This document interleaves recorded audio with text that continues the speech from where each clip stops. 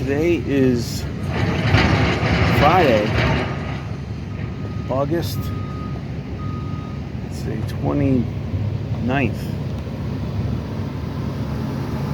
I do believe, yes, 29th.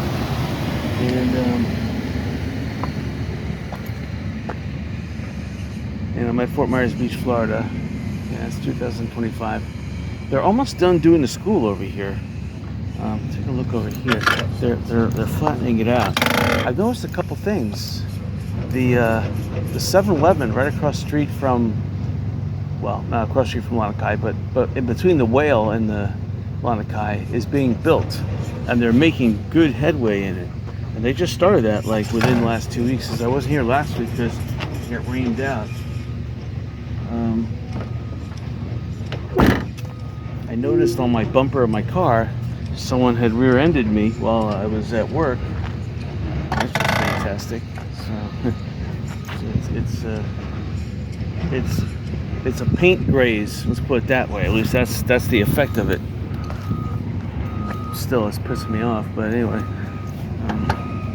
I have to pay for parking at the university. So, actually, wait a minute. I didn't spray stuff on my chain, so it's gonna be making that annoying noise. Hold on, let me just give it one more. So anyway, it's really making me excited. Oh man, I'm almost out of my spray. I think I just sprayed the wounds. Well.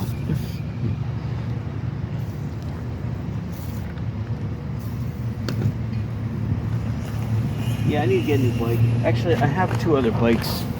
One bike I don't use because I really don't like riding it. And the other bike I like riding, but it's only a 26-inch.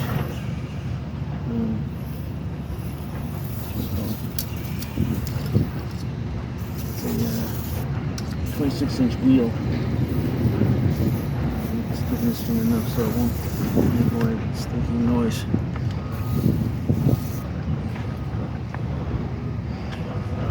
Some for the shocks. I always spray some on the shocks just to make sure. Alright. The thing is just about empty. Terrible. So, I wanted to go to Sanibel today, but one thing after another was checking the garage sales. I was contemplating going out, but there was only 7 of them. Chances are half of those garage sales won't happen. There's a little more squeaking. The lubricant's got to work its way in there. Hopefully it'll go away. Alright, it sounds like some of the lubricant's working. So yeah, that bumper paint graze, yeah, of course it looks disgusting. I tried to wipe it down. I noticed it this morning when I was coming to the beach. I'm like, oh, that's just fantastic, just to ruin my day. So I had to spend some time wiping it down, looking at it, making sure it wasn't more than just a paint graze. You got these teenage girls that are working at the university, and they have no care in the world because their parents bought them the car. And are they going to stop and leave me a note and then their insurance, their $6,000 a year insurance, that they bumped my car? Because believe me, I go after the other insurance company. You have to. You can't use your own insurance company. You have to go after the other insurance company when you have. If they're at fault, you have to go after them. Or else you're just getting squirreled. So it makes no sense. So anyway, coming on the island here, this is again a Friday, and I wanted to see. It says it's between tides. That's what the tide clock on the library shows. I can't go over there. This truck was taking sweet time, caused backup of traffic. So traffic is pretty light coming in and off the island. I wanted to sample what a Friday looks like here on the beach. I really wanted to go to Sanibel today. But Sanibel, you have to leave early. You have to leave at 7 o'clock because Sanibel is between a 3 and a 5 hour drive. And I tried adjusting these gears this morning a little bit. I don't know if it's going to work or not. I tried to loosen them even more because I find that I was tightening them too much, and usually with a chain that's a little rusty, which this is, you have to loosen the gears so it goes right. But we'll see. Brakes are nice though. A little squeaky. See, it's making noise still, but oh well. See, these mats should be joined like that one. We need to pull these mats closer and link them together with something. Okay, so this is interesting. They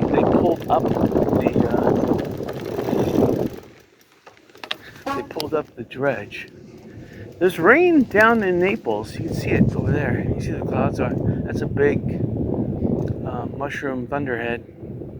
You can see the rain there. So there is rain. I looked at it on radar. They say that the rain that's currently affecting the Naples Keys and east coast of Florida, that's one reason why I didn't go to the east coast today, is heading up north. So there's showers all offshore on the east coast. Nothing really on the east coast, but because of the imminent danger like Naples is showing, then I had no confidence in going over the east coast because I'd like it to be at least sunny.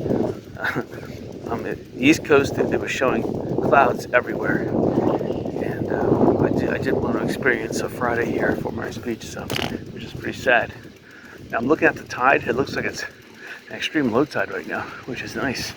It's not even a mid tide. So this is where they dug up the hose from. So obviously they're either done with dredging, or they're moving the dredging operation to South Sion. That's where they should go actually, because they need to dredge the pass down there. I forget what it's called, but the pass between Lover's Key and Fort Myers Beach. A lot of tractors over here too. I wonder if they put more sand here on the beach. I hear oh, those are jet skis. I was going to say I hear tractors, but look off in the water. There's three or four jet skis racing each other. So this is a really nice low tide.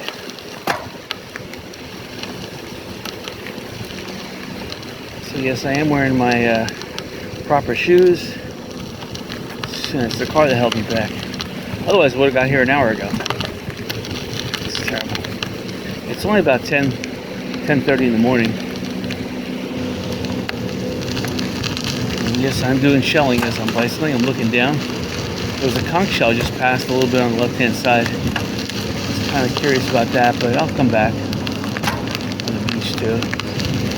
I just passed okay, I should stop talking about it. I should go back and get it. I just passed a shark's eye. It didn't look perfect. That's why I passed it initially. But let's see if I can find it now. Watch. You see, when the sun hits the shells at a different angle, sometimes you can't see them. Okay, this is what I thought was a shark's eye. It's not. This is a slipper or a boat shoe shell. Well, but as I look, I do see a nice olive shell. Olives are naturally polished. So if I'm finding this here on Fort Myers Beach, Sanibel must be loaded with excellent shells. A couple weeks ago, I had someone come to me and said that shelling on Sanibel was horrible compared to Fort Myers Beach. I find that hard to believe because Sanibel is perpendicular to the longshore current, so it has it envelops the currents. The currents die and drop their loads, especially in the Shell Harbor area of Sanibel. So that's the way Sanibel was formed, by longshore currents losing their capacity and dropping it. Okay, we just drove over a left-handed whelk, but it It was one of those ancient left-handed whelks that looked like it died 100 million years ago. And it wasn't nice and new. Yeah, I could go out in a sandbar on bicycle. It looks nice out there too.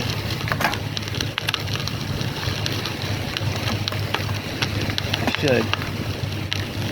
If running the risk of riding over. Just passed over something that looked like a big apple murex, but could have been just a big piece of coral. Alright, next opportunity I have, looks like coming up, the beach merges and I'll be able to go out to sandbar. Sometimes it's good to pick up a seashell. If you see somebody you want to talk to, a seashell is an easy break the ice. So having one nice seashell that you intend to give to that person, that makes it nice. We did it. As well as we could find the beach is not riddled with ripples. Nice and flat, devoid of shells. Nice. There's a puppy. Oh, he's a salt pup. He loves the beach. My dog, when I had him, he was scared of water, scared of showers, scared of baths, scared of just getting hit with a hose. But I'm pretty sure if he grew up up north. I'm pretty sure if he grew up down here, I would have him in that salt water. He would be a salt pup in no time. Especially at the dog beach. Oh, I just passed a nice seashell there. We're coming back into the seashell area. Careful my tires. In other words, I have to seashell because I'm looking for seashells, not to puncture the tire. I keep my eye down. And my eye's looking for tire passage, but when human eyesight is so good that within a split millisecond I can make out the difference between broken shells and nice shells.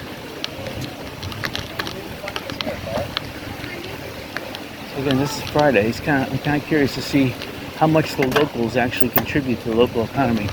And it looks like it's vast. Now, locals include weekenders and people from Miami, Florida. So, Friday morning, this is not the locals that are here. This is, there are some locals here, yes, but the locals that are here are just the retirees.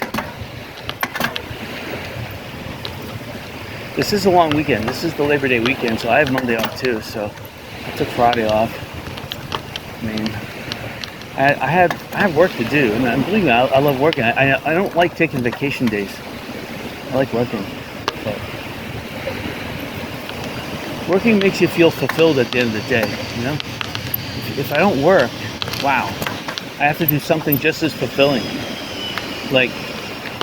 Not like mowing the lawn, but mowing the lawn would be like a portion. It wouldn't be fully fulfilling because I'm not making money, but making money is definitely where it's at. Maybe listing a couple things online for $1,000, or making $1,000+ in the stock market every day. That's kind of fulfilling. Yes, that is. It makes you feel good, especially having a big wad of cash in your pocket. For a guy, having a big wad of cash in the pocket, that makes you feel good. Because if you need to go out and buy something, you're not limited to just what credit cards can buy. And that's the thing about the monetary system. I hope they don't do away with currency, because that's what garage sales are all about. If they eliminate currency, they're basically eliminating garage sales. Garage sales could end up being barter sales, but come on, am I going to bring like a whole boxes of nails around with me? I mean, it's kind of ridiculous. So there was only a light customer base at Diamond Head. We're coming up to Long Kai, and you can see how far forward the chairs are. So it's been low tide for a while now. So it's probably since at least 6 this morning.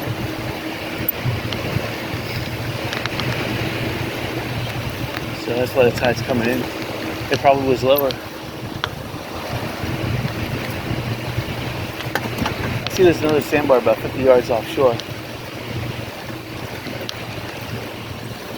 This would be the perfect time if you really want to like come to the beach and enjoy the salt water. If you have any type of bruises or sores, aches in the back, pains in the leg or feet, just floating in the Gulf of Mexico heals you.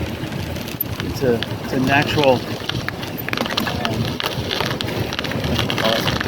There's a lot of seashells here. There is a lot of seashells here.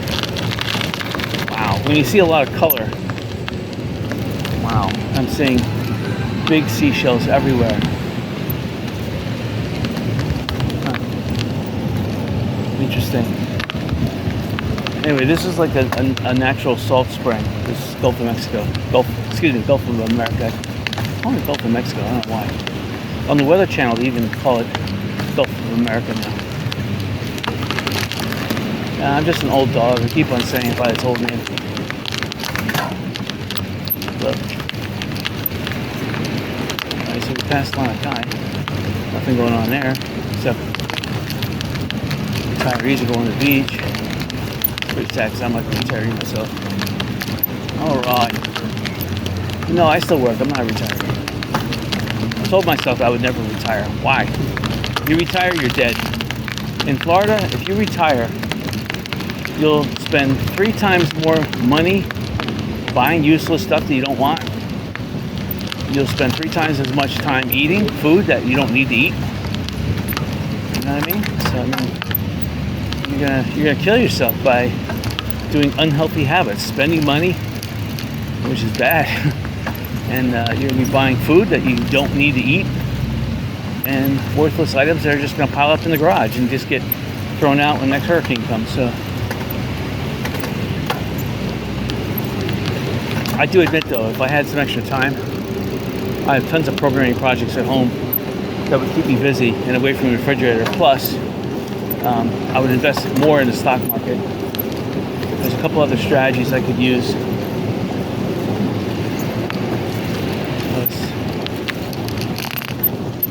It's like the only sites here.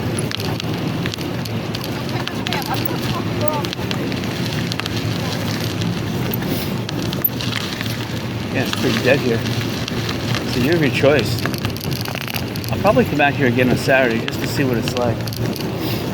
But you can see like, this is the time to come out. So tomorrow, well, it's hard to say. Maybe I'll. It all depends. I saw that there's only about 9 garage sales happening tomorrow, and 9 garage sales means I ain't gonna go out garage selling. Garage selling last week was pitiful because it rained. It's supposed to rain again this weekend, like late Saturday into Sunday, but I was looking at the radar and there is, again, a storm down by the Keys that's moving north. That's the rain coming, and it's going to rain like later in the day Saturday. It could rain earlier though, that's what I'm fearing. If it rains earlier, it's going to ruin garage selling. Okay, the dredge is still offshore, so they're still dredging, so they probably moved the dredge line and now it's going diagonal to the coast instead of coming straight on in. Unless they really buried that thing deep. I don't know, I see no evidence of the pipe on the beach at all. There are a lot of people over here though.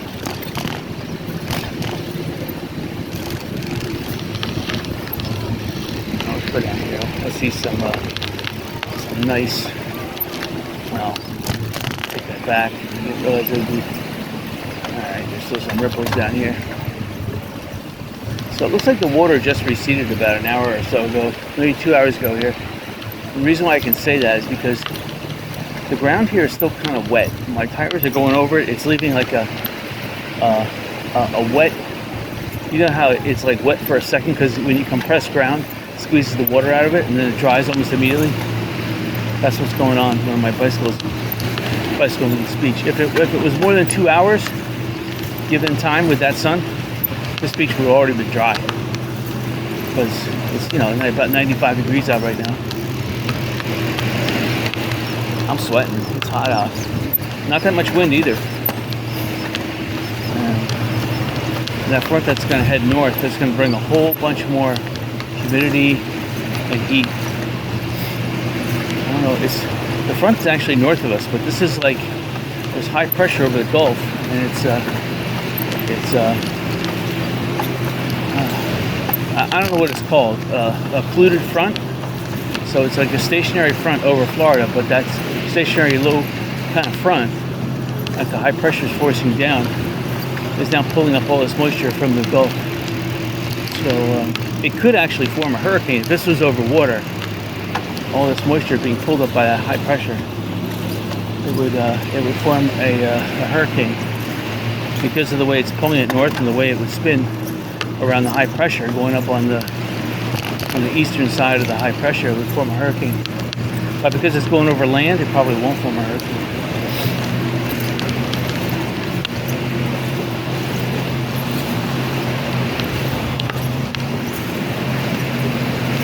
Alright. Whew, man, I'm sweating. Alright, so there's some pipe here, but over to my right I see where it ended. So obviously this pipe is going nowhere. It's just still here. They haven't taken it up yet.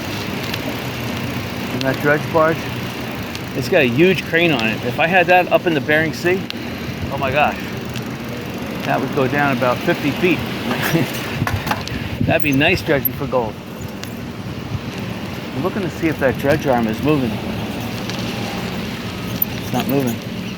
It's stationary, so I guess they have their day off. They got the spuds down, anchoring that thing on the ground. Spuds are almost all the way down, so normally they're, 50, 70 feet or something? So it's about 20, maybe 20 feet hanging up, 50 feet, because it's a 70-foot spud, 50 feet down to the bottom. I probably pushed it down into the mud, the murk, whatever you'll call it out there. The seashell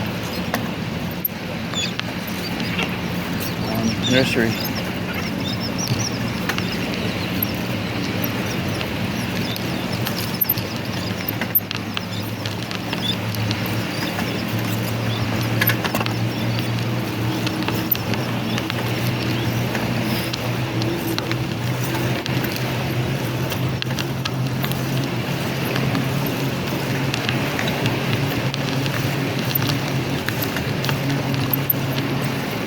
So it is pretty quiet out here.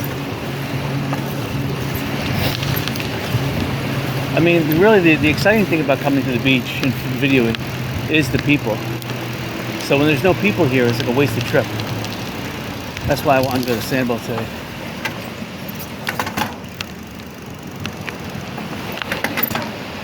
That's the sad thing about it being a wasted trip. Alright, so my chain is picking up some sand, and now it's misshifting. That's a sad thing. I don't always, let's put it this way, spray my chain. I try to when I get home, rinse it off. Alright, so anyway, we got the pink shell. We're going across some of these outlets. See, the water was higher, so the water's still running now.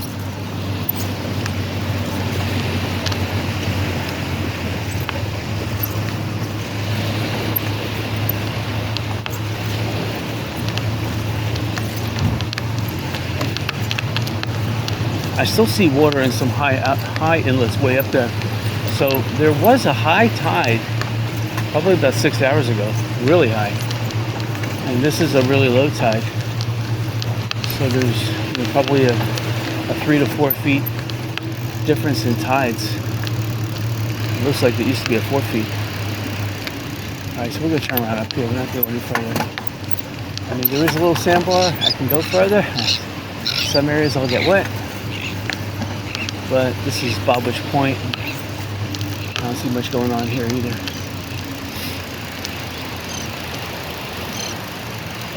When the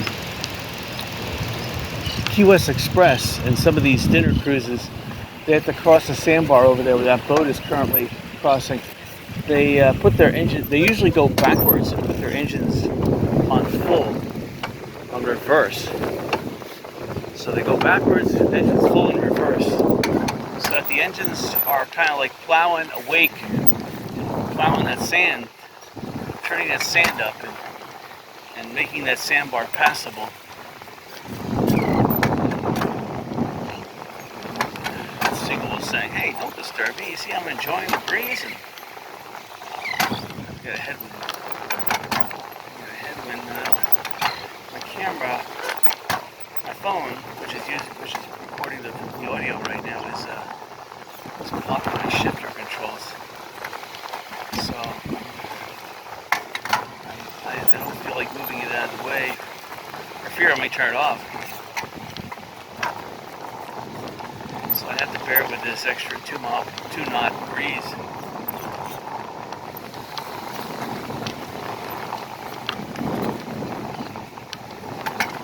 Terns are very scared birds. Seagulls, they're smart. They know not to fear humans. See, they're just like that. Terns are, they'll fly away. Seagulls will just stand there, sit there. I mean, I came within 2 feet of a seagull. He's like, okay, feed me bread. You came this close, feed me bread. We used to feed seagulls Bailey's fried chicken. Sometimes the beehive would sell that in Centerville. We used to, when we're done eating the chicken, we got the bones and stuff. Oh my gosh, seagulls love chicken bones. I mean, come on, whatever. It doesn't matter to them. It's bones. It's not like they're eating a bird. They're eating delicious, tasty bones, and they'll swallow a full bone, still sticking out of their neck, and they're enjoying it. I mean, literally, still sticking out of their beak, and they're wanting more. It's pretty amazing. But anyway, I didn't see any seagulls die after we fed them, eating that. Must have good acid. And their gizzards, whatever they call it, in the stomach. All right. So everybody's just relaxing under the shades here. A couple people out wave running. Again, this is just a family here on the beach. I guess the most interesting thing is the building of the 7-Eleven across from, I guess it is across from Margaritaville. Margaritaville next to the Whale. It's not really near Lanakai per se. When the Lanakai I use as a reference point, but yeah, Margaritaville is a bigger reference point. And it's actually closer to Margaritaville. It's right next to the Whale. So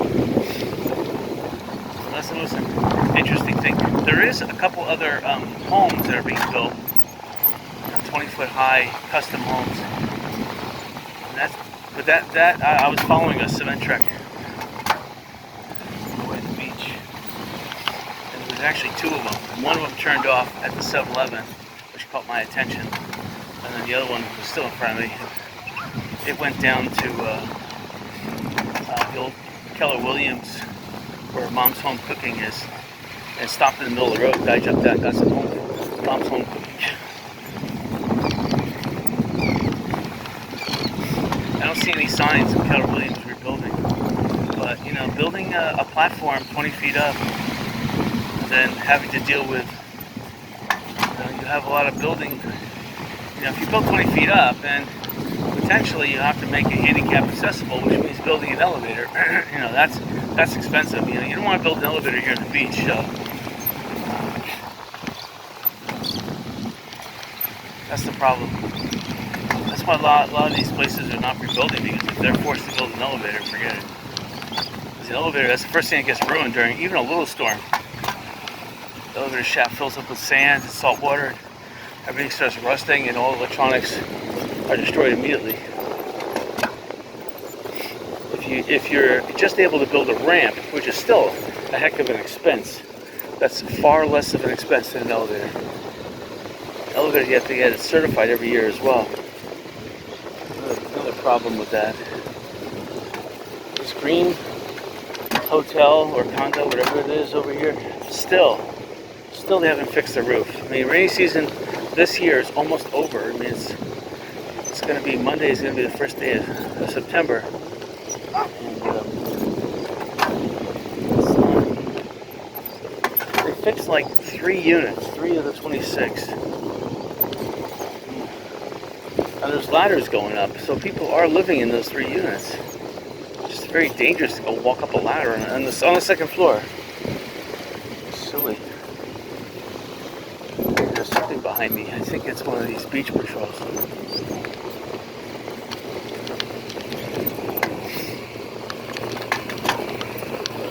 You're not allowed to drive gasoline-powered things on the beach, but of course, there's a double standard here.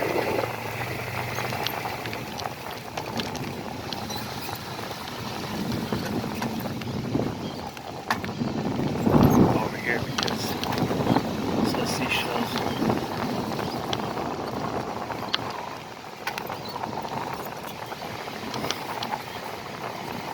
So yeah, I'm sweating like a dog. Still saying a lot of condos on the left-hand side are not fully open. It's been 3 years since Hurricane Ian. Hurricane Irma was actually a big hurricane. That was 2017. Ian, 2022. And Helene and Milton did damage here too. Milton was a little bit. Milton was a 9.5 storm surge. Helene was 8.5. And Ian was a minimum of 10.5. Some areas it got up to 21. Sanibel, it looked like it only got up to about somewhere between 10.5 and had some wave action on the beach, may have got up to 15. Fort Myers Beach here took the brunt of it, worst. So when Hurricane Charlie, which hit in 2004 or 5, I forget now when, Wilma actually impacted Marco Island. But that was like a freight train going through there. We had northern winds of 100, that was 2009. We had some severe wind that sheared off a lot of our shingles because it was coming down in one direction, 140 miles an hour. The Hurricane Wilma. So you had Hurricane, let's see, well, we're not going to keep 87. We're not going to talk about Tropical Storm Keith because that was still a 5-foot storm surge that did a lot of damage to Sanibel. But you had 92, you had Andrew, which hit Homestead. That came over Fort Myers Beach at 30 miles an hour. It pretty much took most of the water out to sea though, but it caused some palm fronds, some damage, not much. And then you had Hurricane Charlie after that. There was a big pause. So 92 to 2005, so it's 13 years of nothing. And 2004, 2005, there was a couple hurricanes both years. Kind of resembled 2024, where there's 2 hurricanes.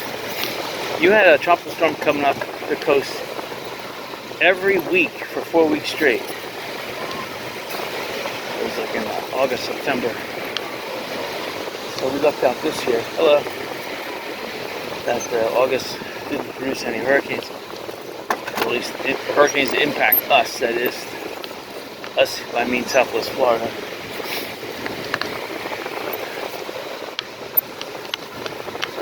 But the east coast of Florida, I mean, besides Hurricane, and Hurricane, whatever that was, Sandy or whatever that hit Orlando, I forget now what that storm was called, that was nothing actually compared to, even Helene was much stronger that hit. I mean, Helene did a lot of damage in the Tampa Bay area, North Tampa Bay. Same thing with Milton, did a lot of damage up there. But it did damage here too.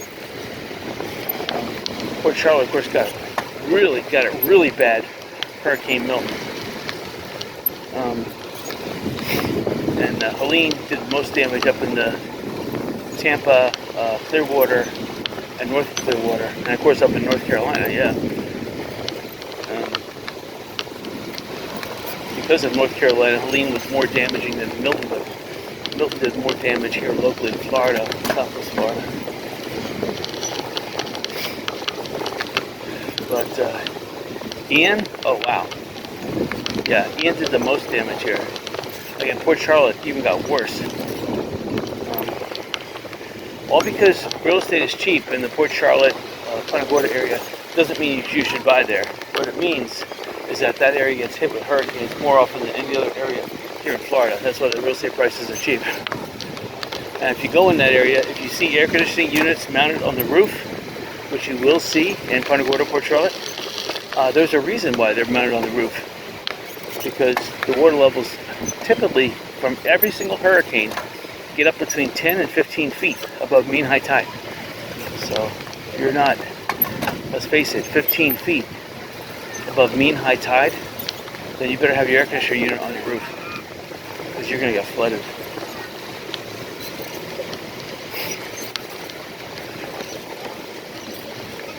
Like on Sanibel back in the mid 80s, before Tropical Storm Keith in 87, I believe it was. It was either 87 or 89, I forget now exactly what it was. I think it was 87. You really had to go back to, there was some kind of hurricane that came in the mid 70s with no name. I forget when that was. Hello. But you have to go back to Hurricane Donna, 1960. So a lot of the homes that were built between 1960 and 1970, they had Hurricane Donna in their memory. So they built homes, well, you know how it is. Builders, they kind of shortcut everywhere, even on elevation. But there wasn't that many laws back then, so they could do what they want. But they did build homes to withstand a hurricane. They built them strong. Now, after 1970, my home was built in 74. My other home was built in 78 or 77, I believe. So it was finished 78. Yeah, they completely let down their guard.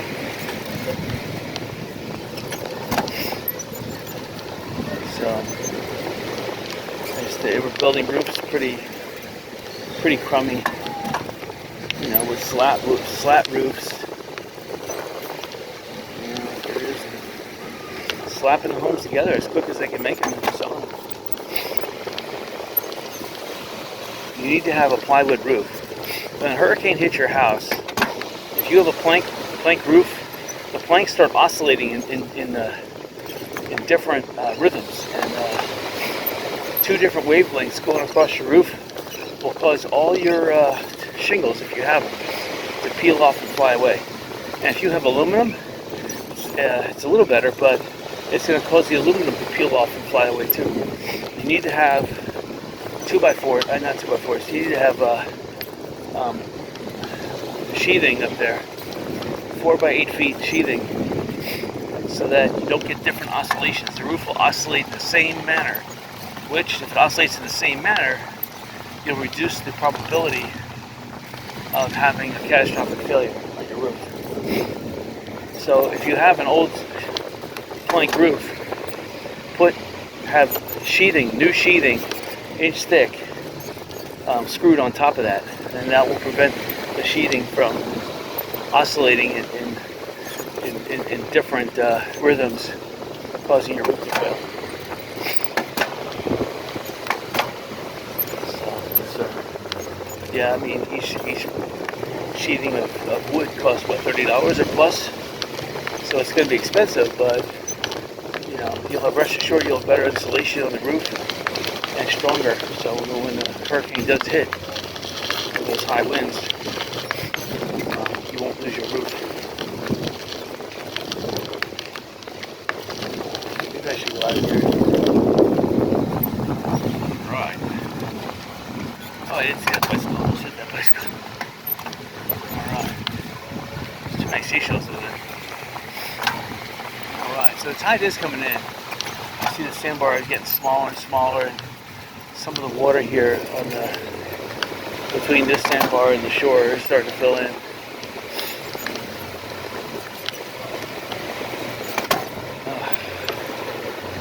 Still hitting that 2 knot headwind.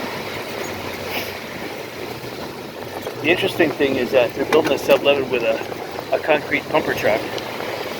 So cement mixers are coming in, they're dropping their load into the pumper trucks, that little steel little pumping container where the pumping truck pumps it from there into the foundation. They're making a nice big wide. Yeah, you can see the tides coming in.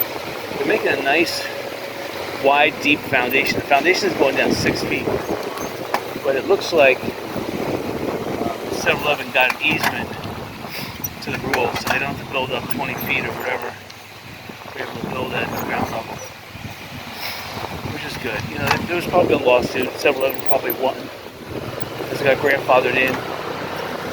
You know, if 7-Eleven, if the business was in business before Fort Myers Beach town was created, they should automatically have an easement to all the laws, because they were here before the town was here, and they shouldn't come subject to the town. If they weren't allowed to vote on the town's creation, they should be exempt from all the laws. Everybody, every homeowner who was here before the town was created, if they didn't have a say in the matter, they shouldn't be subject to any taxes or any laws. Because personally, I think taxation should be only at the federal level. I think state, local taxes should be eliminated altogether, 100%. They want to make a federal, like sales tax of 1%, that's fine. But there should be no local or state taxation whatsoever. That should be illegal. And I think making laws, too, that are different than the federal government should be illegal, too. You shouldn't have two states with two different laws. Because we're Americans, we have rights. And then you have, like, California and New York are trampling on those rights. And then New York and California say, well, we're, controlled by liberal Democrats, and we want to give shelter to criminals like ourselves. And Americans don't like that. So Americans have to vote with their feet and leave.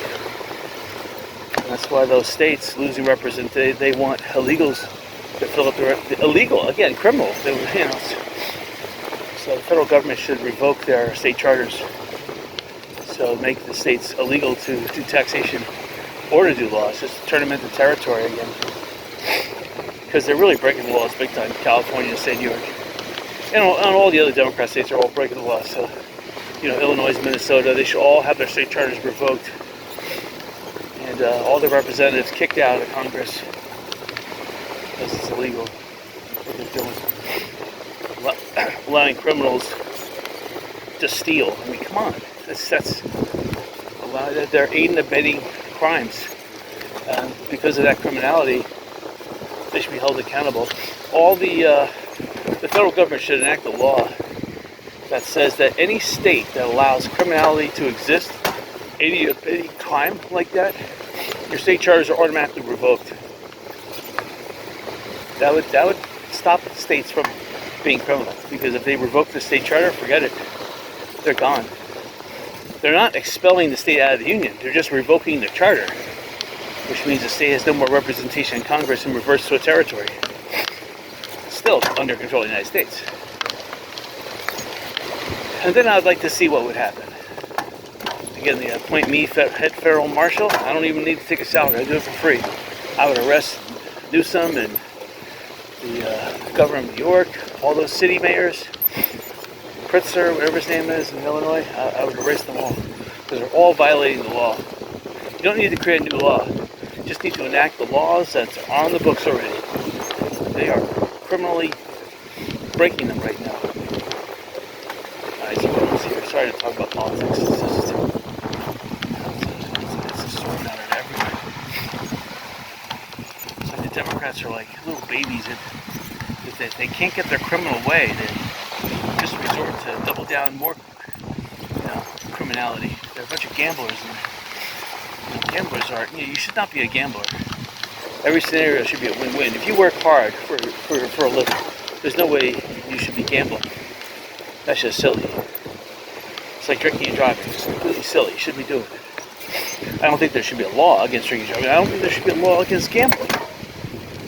Because there are those times when sometimes you want to play penny poker with your friends, and I don't think that's a problem. Sometimes if you're rich, you want to gamble, make the stakes higher. I don't think that's a problem. But I don't like state-sponsored stuff.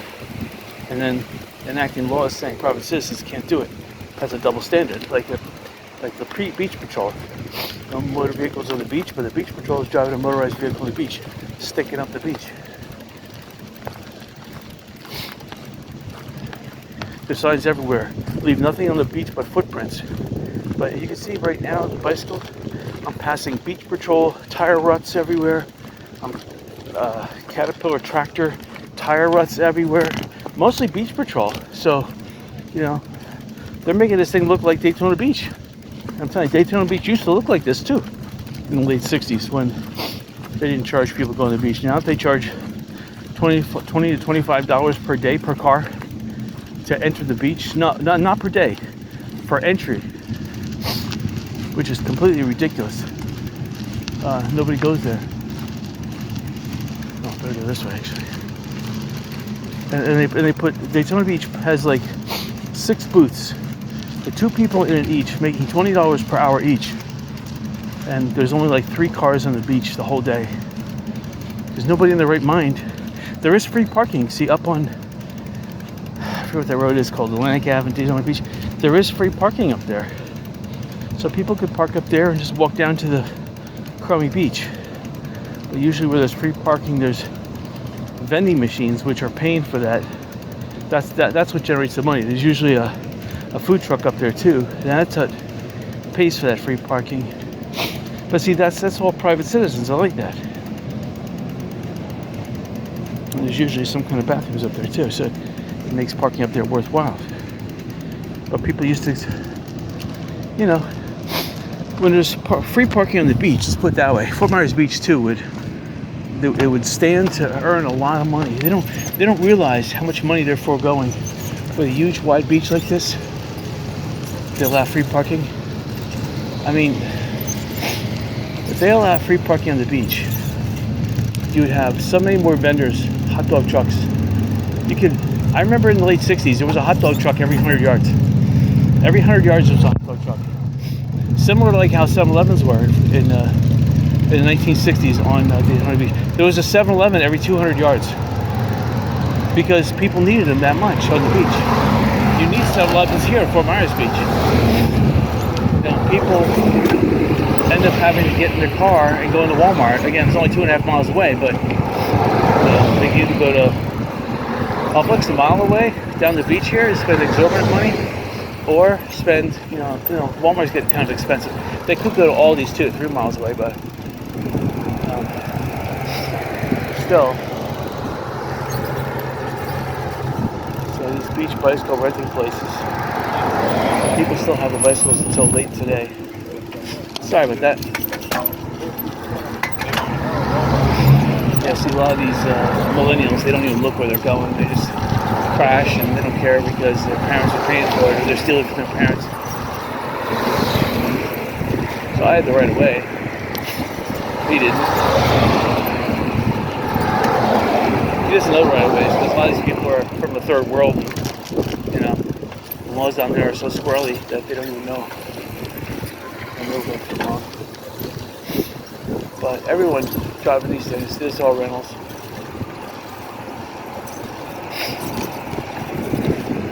So everyone today has phones and they drive electric scooters. No one like myself.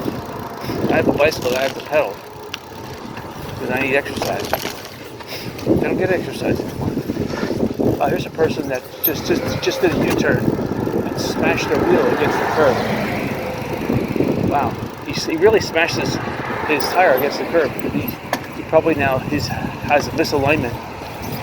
He hit that curb at about 10 miles an hour making a U-turn. Probably smashed his bumper. But again, I can't be concerned with these people. I had someone backing into me, hitting me.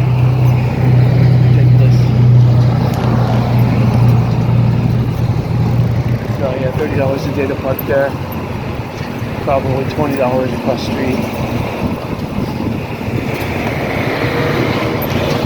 I mean, I did get here early.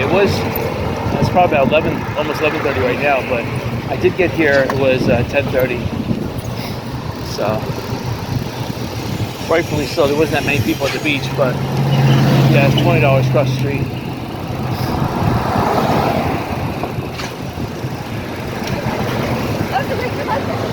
These people are wearing some kind of ice cream banners across their chest. So again, on the right hand side, that's the 7-Eleven, and it looks like, for a second there, it looks like they're going to build gas pumps, but no, it can't be true. It can't be true. I mean, I don't know why. If you build gas pumps, you would have to build them 20 feet high down here. There's no way, because salt water, just like Five-Star Grocer, which is, I guess it's called the Rebel gas station on Sanibel. It used to be called a 5-Star, and then before that was the Texaco. So the pool here is pretty empty. There's only maybe about 40 people in the pool. And there's about maybe 100 people on the deck. There is somebody behind me on their bike. So if you had an alcohol delivery business here in Fort Myers Beach, you would make a ton of money. Alcohol and pizza. Oh man, the smell coming from that. Smoke coming down that corridor there. It's just fantastic. We're only gonna bicycle over here to Times Square. We'll go back. Got some sunblock in my eye. It's burning it. I don't want to touch my other eye, or else it's gonna burn that eye. I don't know how I got in there, but. Oh man. That was when the wind was, when I turned around, I got that 2 knots of wind in my eye. It was a sweat bead or something that dripped through the sunblock. I almost got killed there. Again, I had the right of way. The car doesn't realize it, but I had the right of way. This is an old road. He's bisecting an old road. But it doesn't look like an old road. In fact, I don't even know if I have right of way. I only know from historical facts that I had right of way. The right of way may have changed and they didn't tell anyone. See, that's the problem with old roads that are now not roads. See, it's 11:15 on the clock. They're not building the Fort Myers Beach Pier. And Pier 1, the Dairy Queen, I was going to say Dunkin' Donuts, no, it was Dairy Queen. It hasn't been rebuilt. It used to be Cisco Provisions. Now it says Van Hart Provisions, or I guess there's another provisioning company. Interesting. I see parking here. Parking looks full already.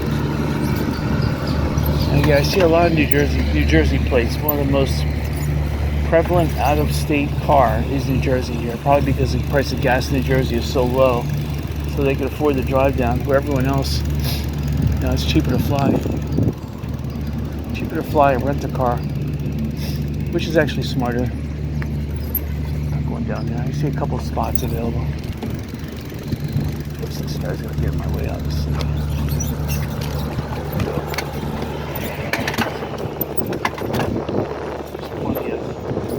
There's $2 parking per hour. Here's $5 parking. So it's definitely better to park inland or park.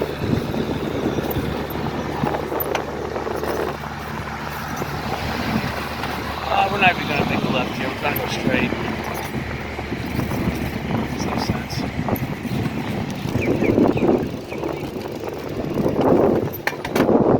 Going this way. First time I took the diagonal. Nice.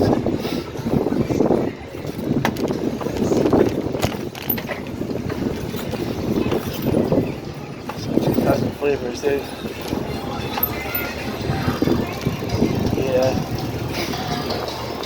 They opened the same time I opened my business back in '89. It got flooded out, but when you have a good location like that, you make good money, and you own the property. Hurricanes don't matter. When you have a business like that, and you sell stuff that beachgoers want, especially ice cream. And on the inside there was pizza boxes too, so they actually may be selling pizza, which is a good thing. On this side, I really want to go on the other side. The traffic is really light though. I'll be able to drive over there.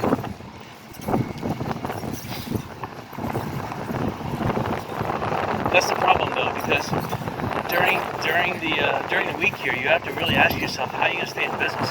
This is off season too. This September, October. These are the deadest months of the year. School is in session, so we got local schools and out-of-state schools are all in session by now. Or I should say, the northern schools, they don't go back until the day after Labor Day, but they would vacation this weekend. So you have to ask yourself, if you had a business here, Fort Myers Beach, how would you make money? So Saturday, Sunday, it looks like every business here, because the amount of locals coming in here, bathing suits are always a good business.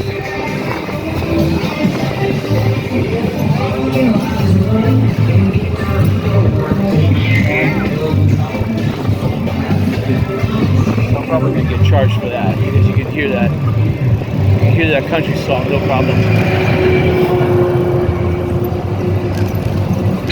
Alcohol delivery, you'd make money. Pizza delivery, you'd make money. Sub delivery, you would make money. So a Grubhub business or one of those Uber Eats, you'd make money down here.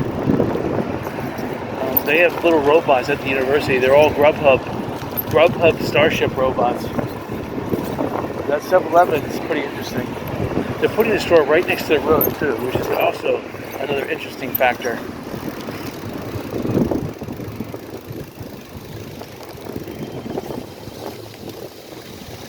So we'll probably turn up here. It's just dead. So that parking lot by the canal there, that's fully parking. It's interesting because I would never. I mean, it's a full parking lot. So I'm always asking myself, why is it a full parking lot? Employees. Another interesting thing I noticed is up here at Kia Stero, which I would love to buy and make it into a casino, but you know what? I would have to be the planner, the one that puts no money into this. I would have to bring the parties together to form a business, because owning a business up here at Kia Stero Plaza is ridiculous. And the reason is because nobody wants to pay whatever they're charging over there, $10 a day. Nobody wants to pay anything to park to go browse in a store, you know? So that means that even if you open up a business in that shopping center, you're subject to harassment because your customers now can't get to your store. So you're sacrificing the entire shopping center for $10 a day. Now, if that was a casino, on the other hand, you know, people who want to gamble at a casino, they'll easily pay $10. That parking lot would be full, and people would be paying that $10. That's what I'm saying. If that was a casino, that'd make the second floor, the whole thing. So you could have shops on the first floor and a casino on the second floor. That would be a good business idea. See, I would put the business together, but I would still need to get an equity stake in it. So I have to charge a real estate transaction.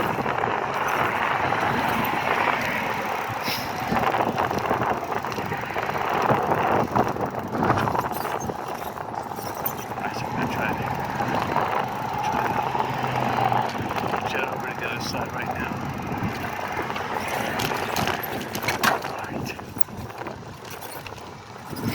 I don't like this sidewalk up here.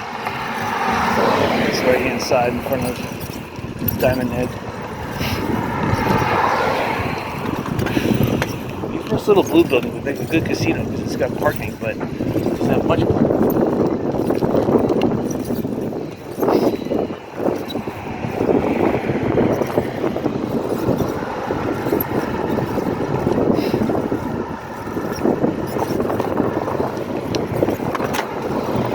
Casino would make good money. Any type of entertainment here at the beach would make good money. Anything, like the Broadway, anything, because people here coming to the beach, they're looking for things to do, and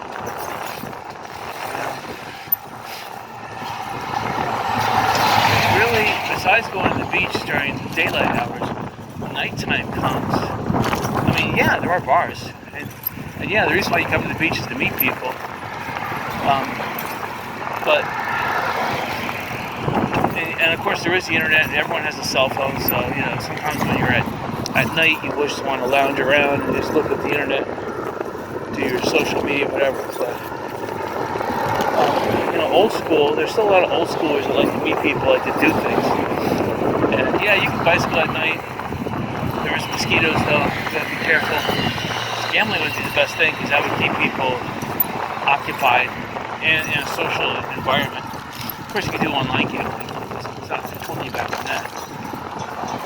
A water park would be excellent.